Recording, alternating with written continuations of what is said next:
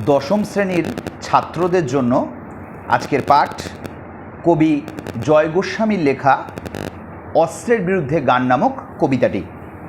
দশম শ্রেণীর ছাত্রদের উদ্দেশ্যে আমার বলা সাহিত্য সঞ্চয়ন বইয়ের পৃষ্ঠা নম্বর 122 প্রত্যেকে বের করে বসবে, যেখানে লিপিবদ্ধ রয়েছে কবি জয় গোস্বামীর লেখা অস্ত্রের বিরুদ্ধে গান নামক কবিতাটি।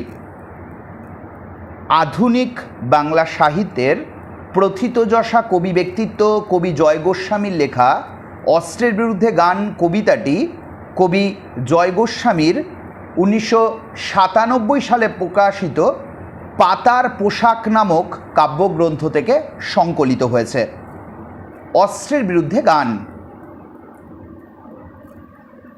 সাম্রাজ্যবাদী শক্তির বলদর্পী আস্ফালন, কর্তৃত্ব জাহির করবার এক মানসিকতা, যে মানসিকতার বশবর্তী হয়ে সমস্ত ক্ষেত্রকে নিজের অনুকূলে আনার অপপ্রচেষ্টা, যারা ক্ষমতাশালী, যারা বলদর্পী তাদের। কবি জয় গোস্বামী আলোচ্য অস্ত্রের বিরুদ্ধে গান কবিতাটির মধ্যে দিয়ে অস্ত্রের বিরুদ্ধে গানকে হাতিয়ার স্বরূপ তুলে ধরেছেন। কবি মনে করেছেন অস্ত্রের বিরুদ্ধে লড়াই করতে গেলে অস্ত্র নয়, গানকে হাতিয়ার করেই এই অস্ত্রের বিরুদ্ধে লড়াই করতে হবে। অস্ত্র হলো মানুষ মারার হাতিয়ার। ক্ষমতার আস্ফালনের বশবর্তী হয়ে সাম্রাজ্যবাদী শক্তি পূর্ববর্তী সময় থেকে বর্তমান আর্থসামাজিক প্রেক্ষাপটে যারা নিজেদের ক্ষমতাকে জাহির করতে চায়, তারা অস্ত্রকে অবলম্বন করে নিজের ক্ষমতা প্রতিপত্তি বাড়াতে চায়, যা সমাজের পক্ষে ঘোর দুর্যোগের শামিল। কবি সেই ক্ষমতাশালী বলদর্পী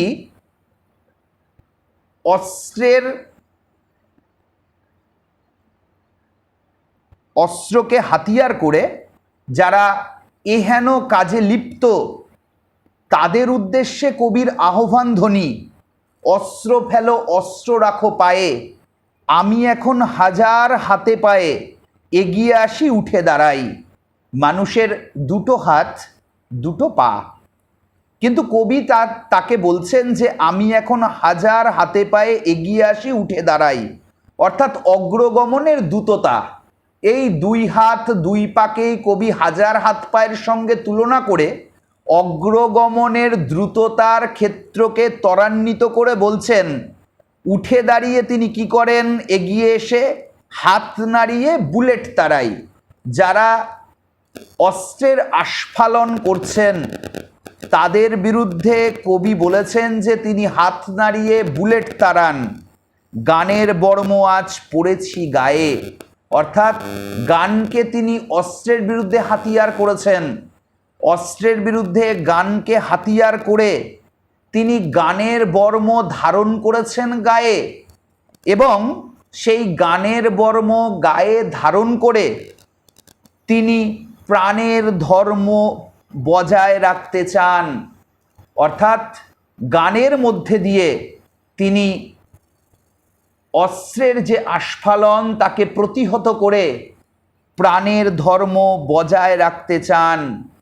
যে প্রাণ মানুষকে মানুষ মারার খেলায় নিয়োজিত করবে না, যে প্রাণ মানুষের ভাবাবেগ, মানুষের চিন্তা, মানুষের উদ্ভাবনী শক্তিকে যথাযথভাবে কাজে লাগিয়ে এই সমাজকে অস্ত্রমুক্ত করে যথাযথ উন্নতির পথে ত্বরান্বিত করবে। গান তো জানি একটা দুটো আঁকড়ে ধরে সে খড়কুটো। এই গান কি? মানুষের চিরকালীন এক নান্দনিক জীবনবোধের সুর সমৃদ্ধ প্রকাশ। কিন্তু কবির অবলম্বন কি? মাত্র একটা দুটো গান। সেই একটা দুটো গানকেই তিনি খড়কুটো স্বরূপ আঁকড়ে ধরেছেন। রক্তমুচি শুধু গানের গায়ে, অর্থাৎ যে রক্ত অস্ত্রের ক্ষেত্রে যা মানুষের প্রাণ হননের মতো ঘৃণ্য নৃশংস কাজে লিপ্ত, সে ঘৃণ্য নৃশংস কাজের বাতাবরণকে দূরে সরিয়ে সেই রক্ত কবি মুছতে চান গানের গায়ে। গানকে হাতিয়ার করে অস্ত্রের ঝনঝনানিকে মুছে ফেলে যথাযথভাবে তিনি সমাজকে কলুষমুক্ত করতে চান। মাথায় কত শকুন বাচিল, আমার শুধু একটা কোকিল, গান বাঁধবে সহস্র উপায়ে। অর্থাৎ চিল এবং শকুন বাচিল যা সমাজের পক্ষে একটা ক্ষতিকারক দিকের সন্ধান দেয়, যেখানে অস্ত্রবাজরা অস্ত্রের ঝনঝনানি দেখিয়ে মানুষের মানবিক সত্তাকে অবলুপ্ত করে দিতে চায়, নিজেদের কায়েমি স্বার্থ চরিতার্থ করে ক্ষমতার কেন্দ্রে নিজেদেরকে ধরে রাখতে চায়।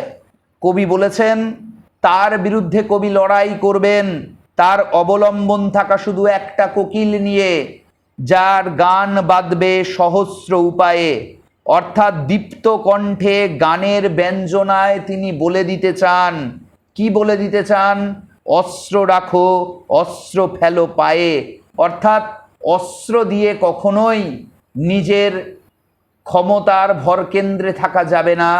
এই অস্ত্র যা আস্তে আস্তে সমাজকে এক অন্ধকারের পথে ত্বরান্বিত করবে, এ যে অস্ত্র প্রাণ হননের মতো নিষ্ঠুর খেলায় নিমগ্ন থাকবে, সেই অস্ত্র কখনো ভালো জিনিসের চিহ্ন স্বরূপ হতে পারে না।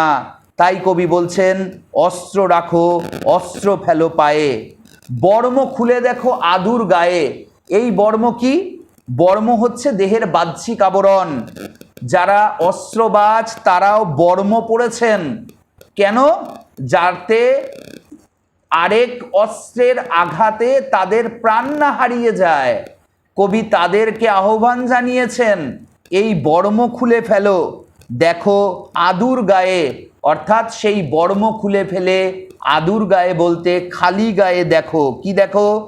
যে গান কিভাবে এই অস্ত্রের ঝনঝনানিকে রুখে দিতে পারে। তাই উপমা দিয়ে কবি বলছেন গান দাঁড়ালো ঋষি বালক। অর্থাৎ ঋষি বালক হচ্ছে ঋষির তুল্য বালক, মাথায় গোজা ময়ূর পালক। শ্রীকৃষ্ণের বাল্য জীবনের প্রতিচ্ছবি যেন প্রতিফলিত, যেখানে ময়ূর পালক গোজা সেই ঋষি তুল্য বালকের মাথায়। যে শিশুর শৈশবের মধ্যে একটা সরলতা, একটা নিষ্পাপ মানসিকতার প্রতিফলন পরিলক্ষিত হচ্ছে, কবি চান গানের মধ্যে দিয়ে সেই মানসিকতার স্ফুরণ ঘটুক, যেই স্ফুরণের মধ্যে অস্ত্র হারিয়ে যাবে এই পৃথিবীর বুক থেকে, এই সমাজের বুক থেকে। তাই কবি বলছেন তোমায় নিয়ে বেড়াবে গান নদীতে দেশ গায়ে। অর্থাৎ নির্দিষ্ট পরিসরের মধ্যে আবদ্ধ থেকে নয়, গান ছড়িয়ে পড়বে এক জায়গা থেকে আরেক জায়গায়। কিভাবে? নদীতে এবং দেশ গায়ে। অস্ত্র ফেলো, অস্ত্র রাখো গানের দুটি পায়ে। অর্থাৎ অস্ত্রের ঝনঝনানি নয়, অস্ত্র যা প্রাণ হননের নিষ্ঠুর খেলায় নিমত্ত, সেই অস্ত্রকে দূরে সরিয়ে রেখে গানকে অবলম্বন করে গানের যে সত্তা, যে সত্তা কিভাবে পরিলক্ষিত হচ্ছে? মানুষের কণ্ঠ নিঃসৃত গানের মধ্যে দিয়ে অস্ত্রের ঝনঝনানিকে দূরে সরিয়ে রেখে গানের দুটি পায়ে অস্ত্রের আত্মসমর্পণ ঘটাতে চান কবি, যাতে যথাযথভাবে অস্ত্রের ঝনঝনানি মুক্ত হয়ে মানুষে মানুষে প্রাণ হননের যে নিষ্ঠুর খেলা তা শেষ হয়ে যাবে সমাজ থেকে, এই পৃথিবীর বুক থেকে। এইভাবেই আলোচ্য অস্ত্রের বিরুদ্ধে গান কবিতাটির মধ্যে দিয়ে আধুনিক বাংলা সাহিত্যের প্রথিতযশা কবি ব্যক্তিত্ব কবি জয় গোস্বামী অস্ত্রের যে মারণ খেলা, সেই মারণ খেলাকে দূরে সরিয়ে গানের ক্ষেত্রকে অবলম্বন করে এই পৃথিবী, এই সমাজ, যাতে অস্ত্রমুক্ত হতে পারে, সেই কথাই মানুষকে সঙ্গে নিয়ে গানকে অবলম্বন করে অস্ত্রের ঝনঝনানিকে রুখে দিয়ে এক নতুন পৃথিবী, এক নতুন সমাজ গড়ে তোলার স্বপ্ন দেখিয়েছেন আমাদের মতো মানুষজনকে। এইভাবেই আলোচ্য অস্ত্রের বিরুদ্ধে গান কবিতাটির মধ্যে দিয়ে গানকে কেন্দ্র করে অস্ত্রের ঝনঝনানিকে রুখে দেওয়ার যে প্রক্রিয়া, তাকেই যথাযথভাবে আমাদের পাঠককুলের কাছে কবি জয় গোস্বামী উপস্থাপিত করেছেন।